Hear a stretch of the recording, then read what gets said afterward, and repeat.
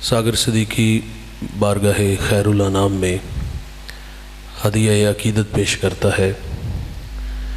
बज़्म कौनैन सजाने के लिए आप आए, शम्मे तौहीद जलाने के लिए आप आए।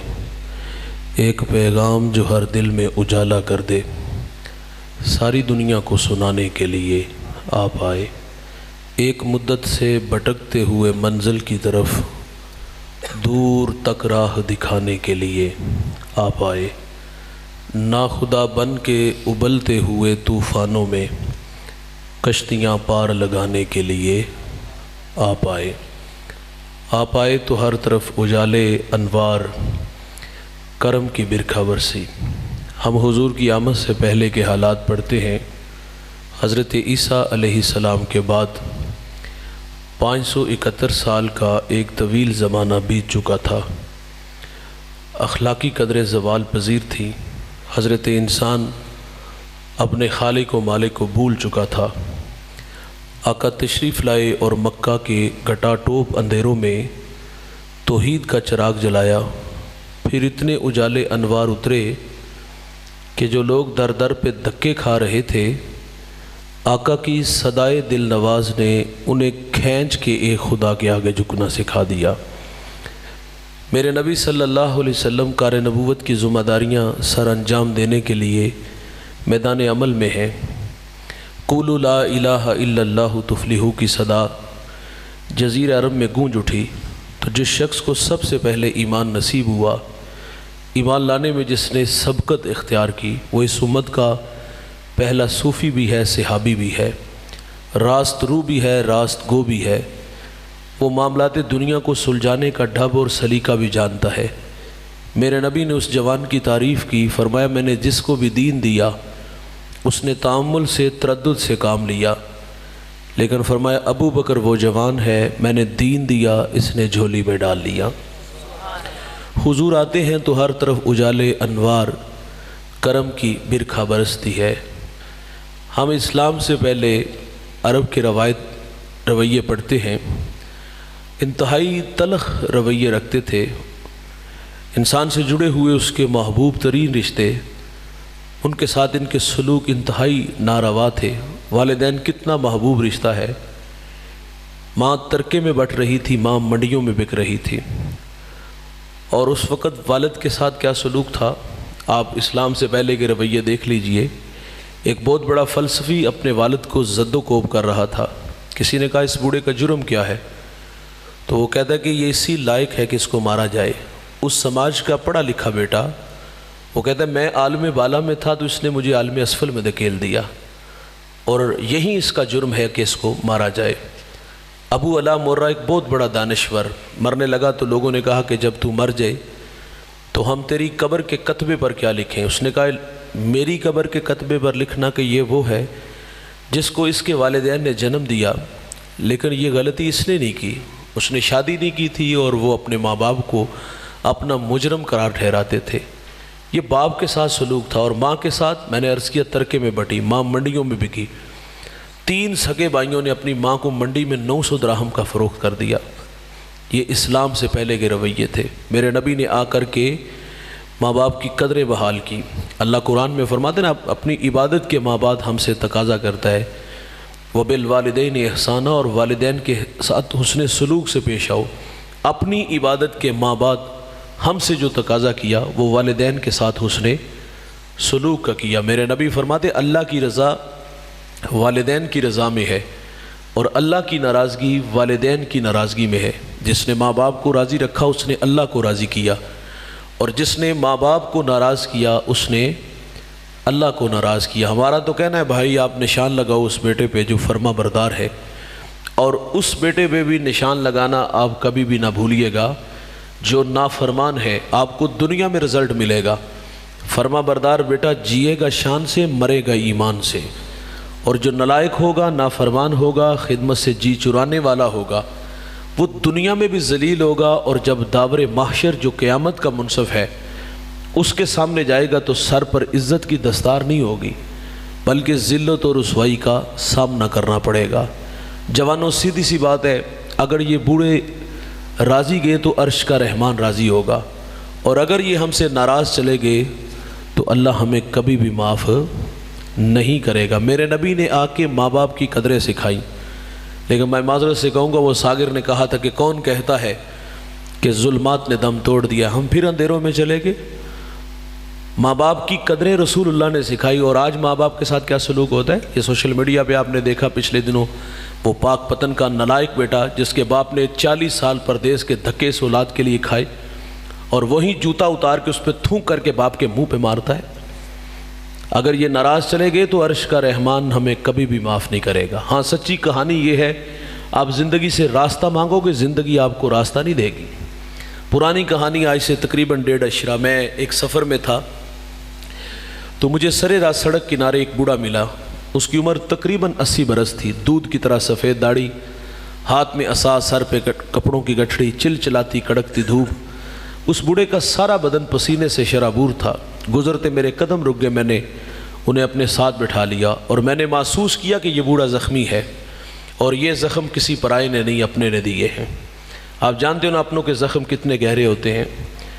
تو میری الجھی باتیں تھی، میں نے ان سے پوچھ لیا کہاں کے ارادے ہیں، انہوں نے مجھے منزل سے آگاہ کیا۔ میں نے گزارش کی قریب لاری اڈا تھا، آپ گاڑی پہ بیٹھ جاتے۔ آواز تھوڑی سی کمزور ہو گئی، مجھے کہتے ہیں میرے پاس کرایہ نہیں ہے۔ میں نے کہا بیٹے کو ساتھ لے لیتے۔ جب میں نے بیٹے کا کہا تو بوڑھے کا لہجہ ٹوٹ گیا، چھم چھم آنکھیں برسنے لگی، ہونٹ کپ کپانے لگے۔ مجھے رو کے کہتے مولوی صاحب آج بیٹے نے گھر سے نکال دیا ہے، والد نہیں رب کی رحمتوں کو نکال دیا۔ یہ ناراض گئے تو عرش کا رحمان ہم سے ناراض ہو جائے گا۔ اور جوانوں اگر یہ راضی ہیں تو اللہ راضی ہے۔ آپ نے علماء سے ایک بار نہیں 1000 بار یہ واقعہ سنا ہے۔ موسیٰ علیہ السلام ایک دن اللہ سے عرض کرتے یا اللہ جنت میں میرا ہمسایہ کون ہوگا؟ فرمایا فلاں کسائی۔ آپ اس کا عمل ڈھونڈنے کے لیے اس کی دکان پہ آئے، اپنے بارے میں خبر نہیں دی کہ میں اللہ کا نبی موسیٰ ہوں۔ آپ اس کے مہمان بن کے اس کے گھر آئے۔ اچھا ایسا نہیں ہوا کہ وہ نظریں چرا کے پیچھے حجرے میں چلا گیا ہو۔ عموماً جو رویے ہیں بوتل برگر چھپا کے لے جاتے ہیں۔ دیکھیں اس کا مطلب یہ نہیں کہ میں یہ بھی نہیں کہہ رہا کہ آپ بیوی کی خدمت نہ کرو، ضرور کرو، آپ کی خاطر ماں باپ بہن بھائی سہیلیاں چھوڑ کے آتی ہے، لیکن میرا کہنا ہے بھائی جنہوں نے پالا پوسا جوان کیا، ہمیں یہاں تک لا کے کھڑا کیا، معذرت سے کہوں گا ناراض نہ ہوئیے گا، لہجہ تھوڑا سا تلخ ہوگا، ان سے 100-200 روپیہ چھپا کے لے جاتے ہوئے کیا ہمیں شرم نہیں آتی؟ اس کی حیثیت ہی کیا ہے؟ خیر موسیٰ علیہ السلام فرماتے ہم گھر داخل ہوئے تو کیا دیکھا؟ اس نے سب سے پہلا کام یہ کیا، لکڑیاں جمع کی، آگ جلائی، اس پہ ہنڈیاں رکھی، اپنے ہاتھوں سے کھانا بنایا۔ جب کھانا پک گیا تو چارپائی پہ ایک نحیف سی بڑھیا تھی، اسے اٹھایا اور نوالے توڑ توڑ کے اس کے منہ میں رکھے۔ جب اس بوڑھی ماں نے کھانا کھا لیا تو وہ بڑبڑانے لگی، کچھ کہنے لگی۔ موسیٰ علیہ السلام فرماتے یہ کون ہے؟ کہا یہ میرے ماں جی ہیں۔ فرمایا یہ کچھ کہہ رہی ہیں؟ وہ زیر لب مسکرا دیا۔ کہتا ہے ماں کہتی ہے اللہ جنت میں تمہیں موسیٰ علیہ السلام کا پڑوس عطا فرمائے۔ تعجب سے کہتا ہے بھائی آپ بتاؤ نا کہاں اللہ کے نبی موسیٰ علیہ السلام اور کہاں میں؟ آپ جملہ سنو گے طبیعتوں میں نشہ پیدا ہو جائے گا۔ اس نے کہا کہاں میں اور کہاں اللہ کے نبی موسیٰ علیہ السلام؟ تو موسیٰ علیہ السلام فرماتے ادھر دیکھ، میں تیرے سامنے کھڑا ہوں، میں تیرے، یہ راضی ہے تو اللہ راضی ہے، اور اگر یہ ناراض گئے تو اللہ ہمیں کبھی بھی معاف نہیں کرے گا۔ اور جنہوں نے راضی کیے بھائی ان کے تذکرے دیکھ لو، آج بھی باقی ہیں۔ میرے نبی یمن کی طرف منہ کرتے ہیں، قمیض کے بٹن کھولتے ہیں، لمبے لمبے سانس لیتے ہیں، اور کیا فرماتے ہیں؟ مجھے یمن کی طرف سے یار کی خوشبو آتی ہے۔ جانتے ہیں وہاں کون تھے؟ حضرت اویس کرنی تھے۔ ساری زندگی حضور سے ملے نہیں، ملاقات نہیں کر سکے، شرف صحابیت سے ممتاز نہیں ہو سکے، لیکن دوست خیر التابعین کا لقب پایا۔ اعزاز ملا کیسے؟ ماں تھی، آنکھوں سے نابینا تھی، پیچھے کوئی خدمت والا نہیں تھا، خدمت روک لیتی ہے۔ میرے نبی صحابہ سے فرماتے تمہیں جب کبھی اویس ملے نا تو اس سے کہنا کہ میری امت کی مغفرت کی دعا کرنا۔ جو بیٹے فرما بردار ہوتے ہیں وہ مستجاب الدعوات بنتے ہیں۔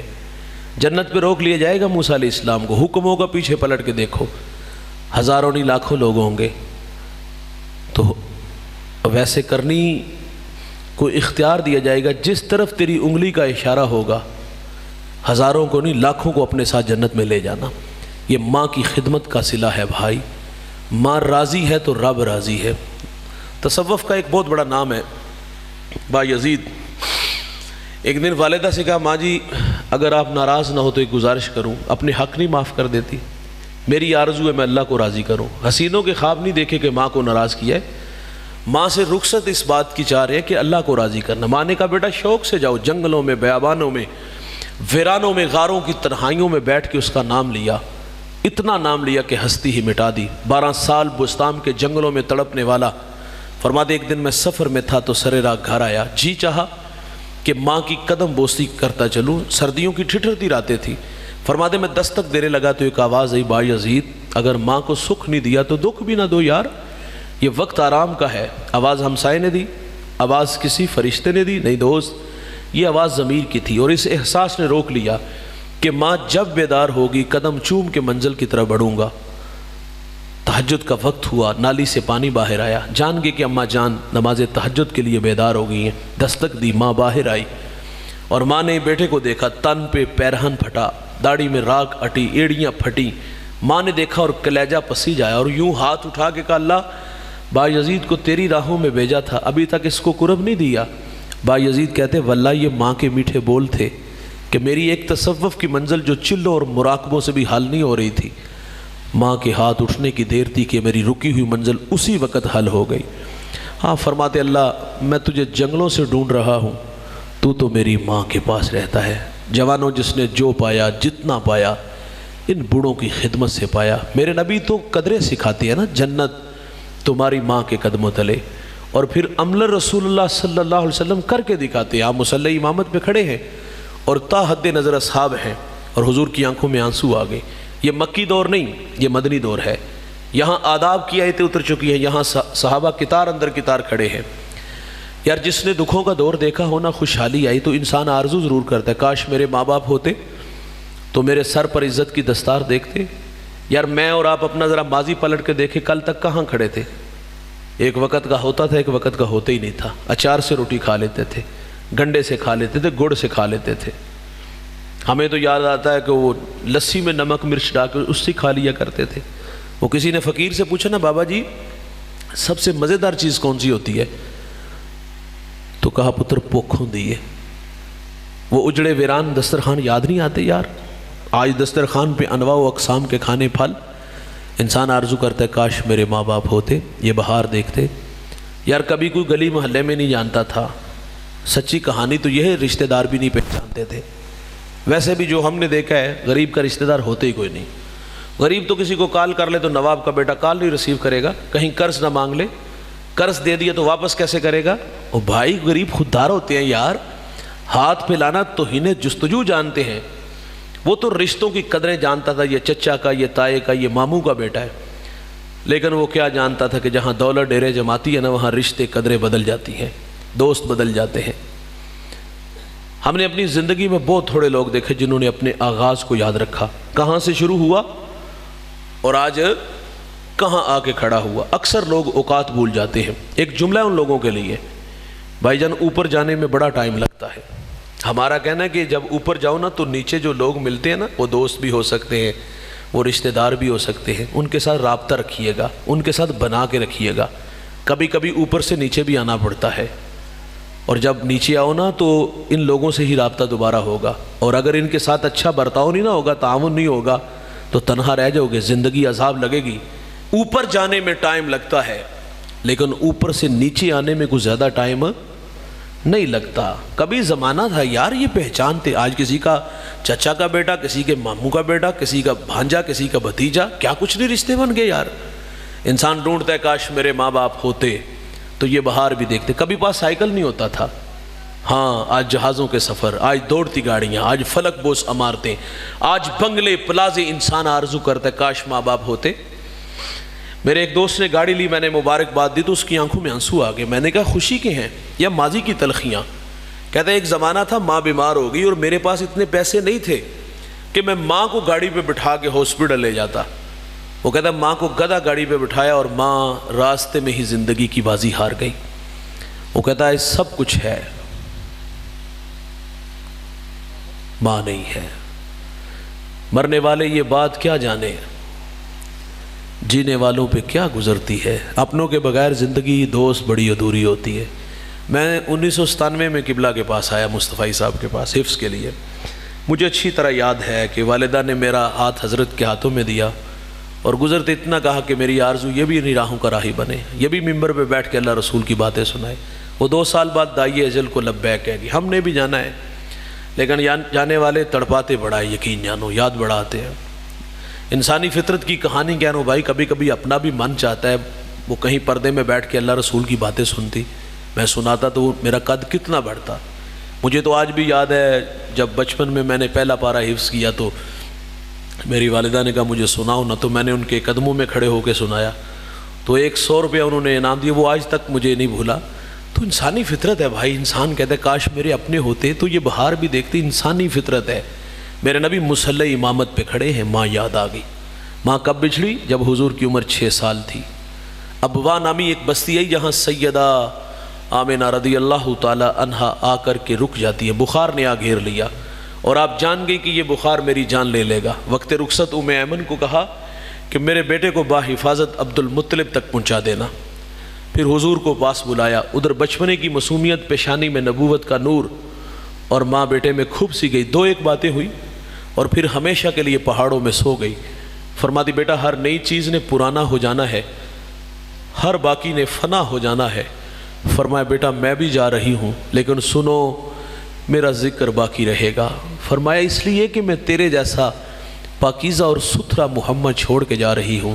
سانسوں کی مالا ٹوٹ گئی، موتی فضا میں بکھرے، ماں سے لپٹ کے روئے، ننھے ننھے ہاتھوں سے کالے پتھروں کی قبر بنائی، اس پہ آنسوؤں کا چھڑکاؤ کیا۔ پھر جہاں تک ماں نظر آئی میرے نبی پلٹ کے ان کالے پتھروں والی قبر کو دیکھتے ہیں۔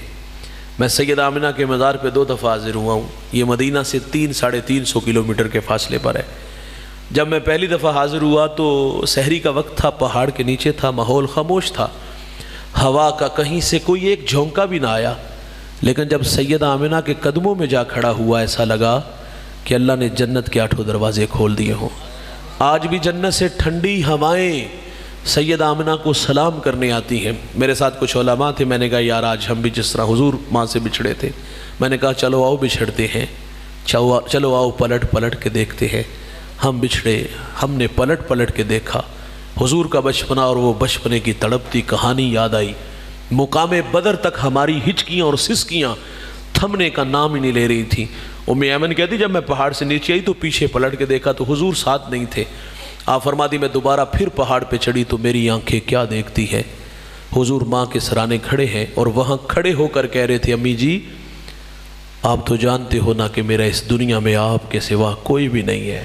ام ایمن کی جان نکل گئی، سینے سے لگا لیا۔ میرے نبی فرمایا کرتے تھے ام ایمن میری ماں کے بعد میری ماں لگتی ہے۔ مصلی امامت پہ کھڑے ہیں اور تا حد نظر صحاب ہیں، حضور کی آنکھوں میں آنسو ہیں۔ فرمایا کاش میری ماں ہوتی۔ فرمایا صحابہ میں تمہیں نماز عشاء پڑھا رہا ہوتا، فرمایا اس میں سورۃ فاتحہ کی قرات بھی کر چکا ہوتا۔ والدہ کو مجھ سے کوئی کام یاد آ جاتا، مسجد نبوی کے دروازے پر آ کر کہتی بیٹا محمد میری بات سنو۔ حضور فرماتے نماز توڑ کے پہلے ماں کی بات کو سنتا۔ ماں باپ بڑی دولت ہے دوست، اس دولت کی قدر کرو۔ میں جب بھی ماں باپ پہ بات کرتا ہوں تو ایک بات ضرور کہتا ہوں، مانا کہ آپ بڑے ہو گئے ہو، آپ کے کندھوں پہ بہت ساری ذمہ داریاں ہیں، صبح مزدوری کے لیے نکلتے ہو، رات تھکے ہارے آتے ہو، نیند چاہیے، کھانا لینا ہے، بچوں کو ٹائم دینا ہے۔ بھائی میں صرف اتنا کہتا ہوں یار 24 گھنٹوں میں سے 1 گھنٹہ، صرف 1 گھنٹہ اپنے ماں باپ کے لیے مختص کر دو، پاؤں دبایا کرو، گپ شپ لگایا کرو، انہیں باہر گھمانے پھرانے لے جایا کرو، ان کے لیے تحائف لایا کرو، کبھی پھول لے آئے، کبھی کپڑے لے آئے، کبھی انہیں باہر اچھے ہوٹل سے کھانا کھلانے لے جایا کرو۔ یار کبھی کبھی اپنے والد سے پوچھا کرو کہ ابا جی کو پرانا یار، پرانے دوستوں کی کہانیاں سنا کرو۔ ہاں سناتے ہوئے کبھی لبوں پہ تبسم کا پھیل جانا، کبھی رخسار پہ آنسوؤں کا تھم جانا۔ اور سعادت مند بیٹا اپنے بوڑھے باپ کو پرانے دوست سے ملانے لے جائے، مریں گے یہ پتہ ہے کب مرتے یہ بوڑھے؟ جب ہم انہیں ٹائم نہیں دیتے۔ اور ہم پتہ ہے کیا سمجھتے رہے ساری زندگی؟ جب ہم کمانے کے قابل ہوئے نا، ہم سمجھے کہ ہماری اب صرف اتنی ذمہ داری ہے کہ ہم نے ہفتے بعد 15 دن بعد 500,000 ان کو خرچ دینا ہے۔ میرا سوال ہے اس اولاد سے جو سمجھتی ہے کہ میرا صرف اب اتنا ہی حق رہ گیا ہے، کیا انہوں نے زندگی میں پیسے نہیں دیکھے؟ پیسے کمائے نہیں؟ کمائے یار، کما کے خرچ بھی ہمارے اوپر کیے ہے۔ سنبھال کے رکھو اپنے پیسے، نہیں چاہیے انہیں آپ کے پیسے۔ ہم سمجھے جس طرح ہمارے ساتھ دوسرے مفاد کے رشتے جڑے، یہ بھی مفاد پرست ہے۔ اور کائنات میں یہی تو مخلص رشتہ ہے یار، جسے آپ کی دولت سے نہیں صرف آپ سے سروکار ہے۔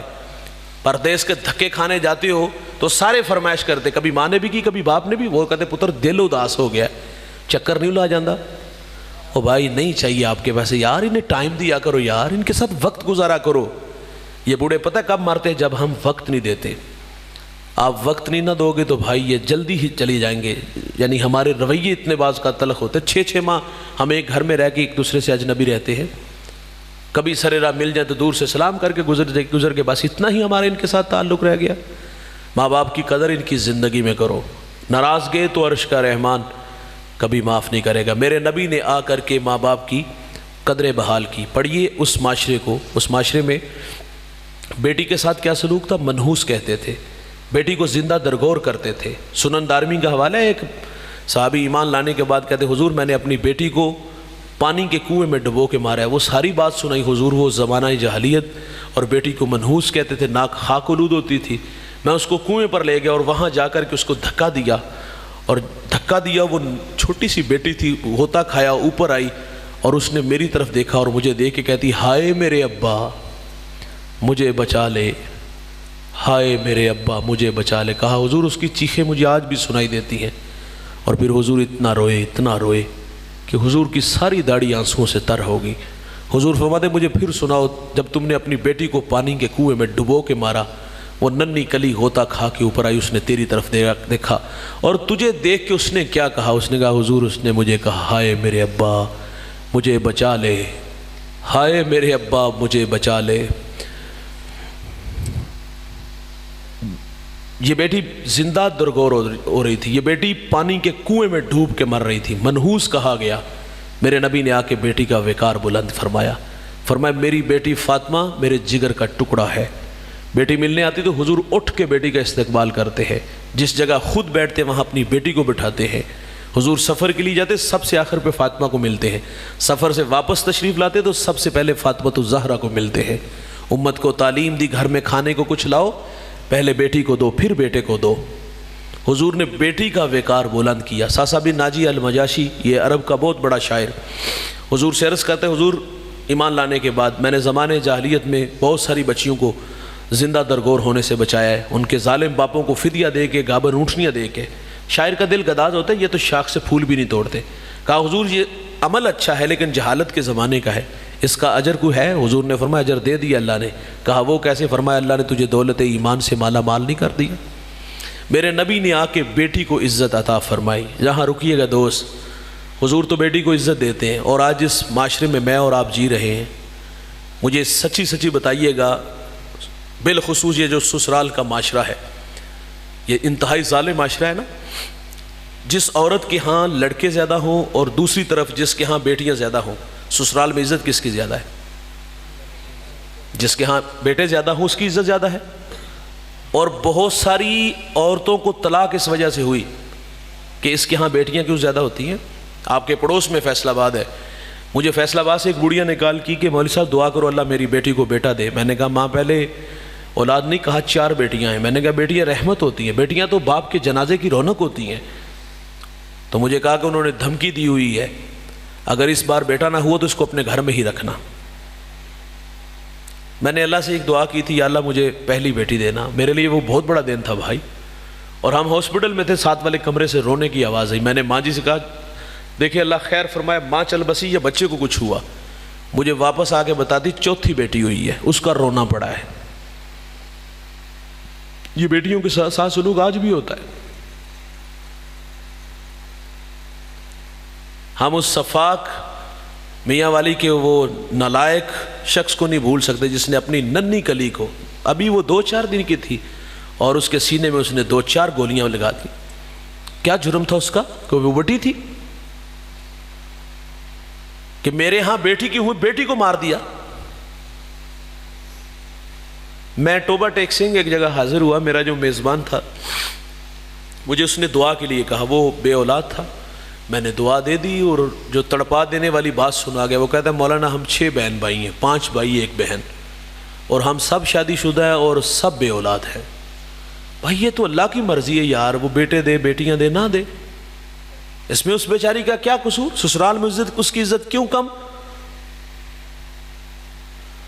تو کریم نے تو آ کے بیٹی کو عزت دی یار. اس معاشرے میں بہن کے ساتھ کیا سلوک تھا؟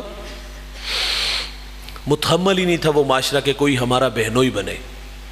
تو حضور نے آ کے بہن کو عزت دی. حضور کی رضائی بہن حضرت شیمہ رضی اللہ تعالیٰ عنہ، یہ حضور کی خدمت میں ایک دفعہ حاضر ہے نا. قبیلے کے کچھ لوگ گرفتار تھی، چھڑانے آئی.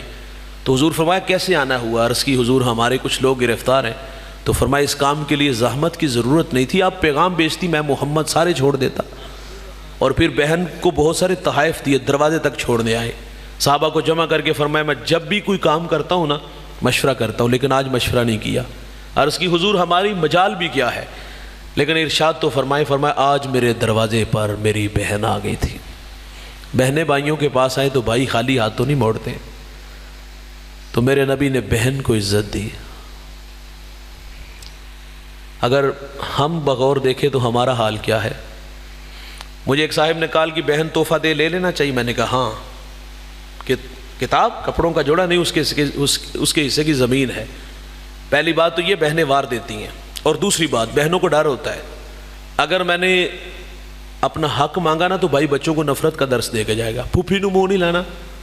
خود 1 انچ پہ بھائی نے بھائی کو ذبح کر دیا، اور دوسری طرف بہن کا سارا حق کھا گیا.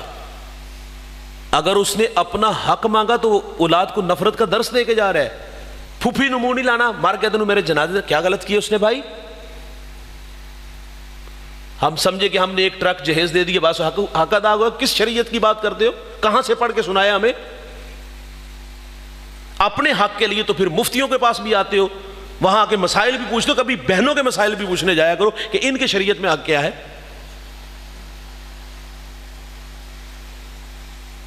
اچھا ایک اور چیز ہے، اللہ اکبر، ماں باپ زندہ ہوتے ہیں نا جب تک یہ اپنی بیٹیوں سے اداس رہتے ہیں. 15 دن بعد ان کے پاس چلے جاتے ہیں یا بلا لیتے ہیں، داماد کا ترلا کر لیتے ہیں اور کہتے ہیں پتر تو چھڑ جا، واپس ہم چھوڑ آئیں گے. ماں باپ چلے جائیں تو یہ 6 ماہ ہمارے گھروں میں نہیں آتی، ہمیں ان کی یاد بھی نہیں آتی. ستم کیسا ہے یار. یہ چھٹیاں گزارنے آج تو ہمارے رویے دیکھ کے واپس چلی جاتی ہیں. بہنیں ولی بنا دیتی ہیں. ہاں بہنیں ماں کا روپ ہوتی ہیں. بہنوں کے ہاتھ بھائیوں کے لیے ہر وقت اٹھے رہتے ہیں. یہ اچھی لگتی نہیں ویسے ہمیں، لیکن بھائیوں کے حق میں بڑی اچھی ہوتی ہے. صوفیاء نے لکھا ہے جو اپنی بہنوں کی خدمت کرتے نا، اللہ ان کے رزق میں کبھی بے برکتی نہیں آنے دیتا. تو جڑے آندے فتنہ ہے. ہمارا کہنا یار ان پہ بھی خرچ کیا کرو، ان کے بچوں پہ بھی خرچ کیا کرو. اللہ رزق، ماں باپ قبروں میں آسودہ ہوں گے یار اگر یہ راضی ہوں گے. تو میرے نبی نے تو آ کے بہن کو عزت دی. اور یہ بھی یاد کرو، ابھی یہ گرمیاں ختم ہوں گی، آپ بھی دیہات کے ہو، میں بھی دیہات کا ہوں. کچھ روایات بڑی اچھی ہوتی ہے جو ہمارے بوڑھوں کی ہے، اور میں سمجھتا ہوں ہمیں اپنے ماں باپ کی وہ اچھی عادتیں اپنانی ہوں گی. یاد آتا ہے نا کہ جب سردیوں کو موسم آتا ہے تو ہمارے بوڑھے اپنی بیٹیوں کے لیے دال بنا کے پنیاں بنا کے لے جاتی ہیں. ماں باپ چلے گئے، بھائی بھی تو باپ کی جگہ پہ تھا نا یار. کیا یہ رسم بھائی نے ماں باپ کے بعد ادا کی؟ اس نے تو کہا کہ اللہ دا شکر ہے جان چھوٹی، مصیبت گلوں نہ تھی. اپنی بہنوں کے ساتھ رابطے میں رہا کرو یار، ان کے پاس جایا کرو، انہیں پاس بلایا بھی کرو. میرے نبی نے صلی اللہ علیہ وسلم نے آ کر کے بیوی کو عزت عطا فرمائی. اسلام سے پہلے بیوی کے ساتھ کیا سلوک تھا؟ پاؤں کا جوتا خیال کرتے تھے. یہ اپنا ہمسایہ ملک، اس کی تاریخ اٹھا کے دیکھ لو. شوہر دنیا سے گیا تو کہتے جس آگ میں یہ جل رہا ہے چھلانگ لگاؤ، وفا کا بھرم رکھو. اگر وہ ایسا نہیں کرتی تو کیا سلوک ہوتا؟ وہ دوسری شادی نہیں کر سکتی تھی، اس کا سر کے بال اتار دیتے تھے، اس کی جھولی میں مینگنیاں ڈال دیتے تھے، اسے بند کمرے میں ڈال دیتے تھے. یہ اسلام سے پہلے تھا. اور میرے نبی نے آ کے بیوی کو عزت عطا فرمائی. سیدہ خدیجہ رضی اللہ تعالی عنہا فاطمہ الزہرا سے فرماتی بیٹا جو ابو سے کہو وہی کے وقت جو چادر آپ کے کندھوں پہ ہوتی تھی وہ مجھے عطا کر دے. آپ نے آ کے عرض کی حضور فرماتے جاؤ بیٹا امی سے پوچھو چادر کیا کرنی ہے. حضور بھی تشریف لے آئے. فرمائے خدیجہ خیریت؟ عرض کی حضور بطور برکت کفن کے لیے ساتھ لے جانا چاہتی ہوں. حضور فرماتے آپ چادر مانگ رہی ہو، اگر میرے جسم کی جلد مانگتی میں تمہیں وہ بھی عطا کر دیتا. سیدہ عائشہ پانی نوش فرما رہی، حضور فرمایا اس میں کچھ بچا لینا، بچا لیا۔ فرمایا اب یہ بتاؤ کہ کہاں ہونٹ رکھ کے پانی پیا؟ عرض کی حضور یہاں ہونٹ رکھ کے، میرے محمد وہیں لب رکھ کے پانی پیتے ہیں۔ حضور نے عورت کو عزت دی، اور آج بھی اس معاشرے میں پاؤں کا جوتا خیال کیا جاتا ہے۔ ایک گھر کا جھگڑا تھا، میں وہاں حاضر ہوا، بات سنی، کوئی اتنی بڑی بات نہیں تھی۔ وہ کہتے ہیں نا آٹا گنڈی تھی ہل نہیں گئی، چھوٹی چھوٹی باتیں عورتیں آپس میں جھگڑی پڑتی۔ میں نے کہا چل ماں جان بھی دے سو۔ اس بڑھیا نے پاؤں سے جوتا اتار کے اس کے بھائی کے منہ پہ مارا، اور آواز تھی کہ جتی پوری آئی نہ آئی تو لا کے سڑ چڑی۔ میں سر پکڑ کے بیٹھ کے کوئی مرد بات کرتا تو بحث کرتا، یہ عورت کے بارے میں کہہ رہی ہے، یہ بھی تو کسی کی بیٹی ہے، اس کی ہاں بھی تو بیٹیاں ہیں، یہ پاؤں کا جوتا کہہ رہے ہیں۔ میرے کریم نے آ کر، اور ہمارے جوان بھی پھر کہتے ہیں کہ تو میری وجہ تو رہ رہی ہیں، گھر والے نے انہوں فارغ کر، اصل تیرے واسطے کڑیاں دی لائن لا دیں گے۔ گڈی گڈی دا کھیڑ ہے یار، ٹشو جسے یوز کیا اور پھینک دیا، تو یہ رویے اچھے نہیں ہیں میرے بھائی۔ میرے نبی نے بیوی کو عزت عطا فرمائی۔ میں صدیق بھائی بہت کچھ کہتا اور کہنے کو بہت کچھ تھا، لیکن